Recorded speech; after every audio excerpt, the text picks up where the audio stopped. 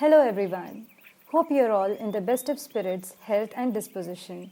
I'm Sumaya Alansari and I welcome you to the part 4 of the lecture 1 of the Principles and Practice of Homeopathy by Dr. Richard Hughes. If you're new to my channel, make sure to subscribe and check out the earlier videos explaining the former parts of the lecture. Don't worry, the links are given in the description box below.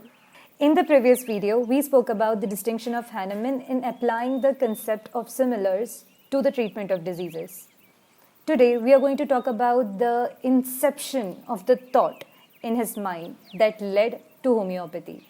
It all started in 1790 when Dr. Hahnemann was translating Cullen's Materia Medica into German. He felt dissatisfied by the Scotch professor's explanation on the febrifuge properties of cinchona. Febrifuge is a medicine that is used to reduce fever. Dr. Hahnemann's careful thought over the matter led him to the results which he expressed in the footnote of the translation of Cullen's Materia Medica. It will be best justified if we see what Dr. Hahnemann said in the footnote of the translation. It will not be such an easy matter to discover the still lacking principle on which its action may be explained. Substances which excite a kind of fever, as very strong coffee, pepper, ignatia, arsenic, extinguish that types of fever.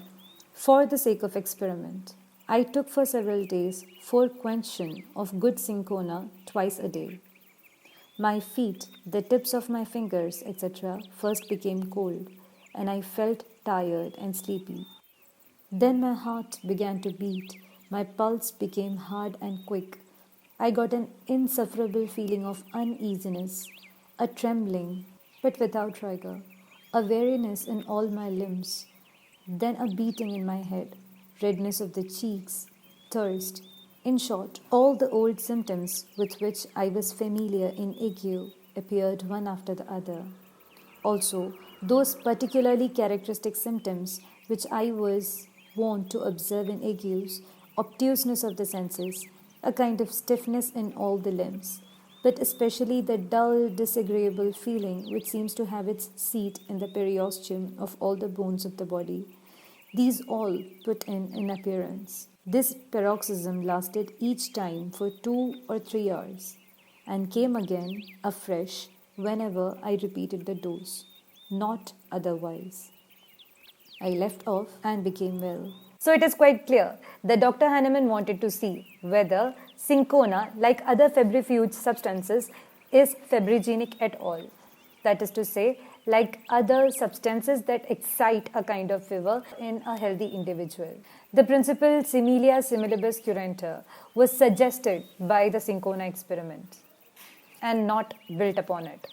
So any doubt cast upon the cinchona experiment can not impeach the principle. Dr. Richard Hughes explains this by way of an example. He says that it is possible that the apple that Newton saw falling to the ground might have fallen due to reasons other than gravitation.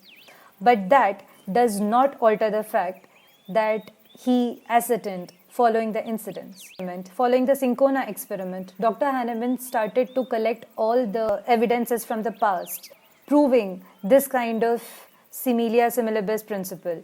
He also started to experiment and record to see how far can this succeed in other substances. Similia similibus curenta, the principle is a body that is based on such kind of evidence and not on a single experiment. So we can see that homeopathy is based on the sound evidences of graduated inductions and deductive verifications, which makes it more foolproof. This is how the method of therapeutics of homeopathy was born. What do you think Dr. Hahnemann did after this? Share with me in the comment section below. Give me a like if you found this video helpful. Click on the subscribe button and also the bell icon to get the notifications about my new videos. Share this video with your friends and colleagues who would like to know more about Hughesian philosophy. Thank you for watching. Stay safe, stay healthy.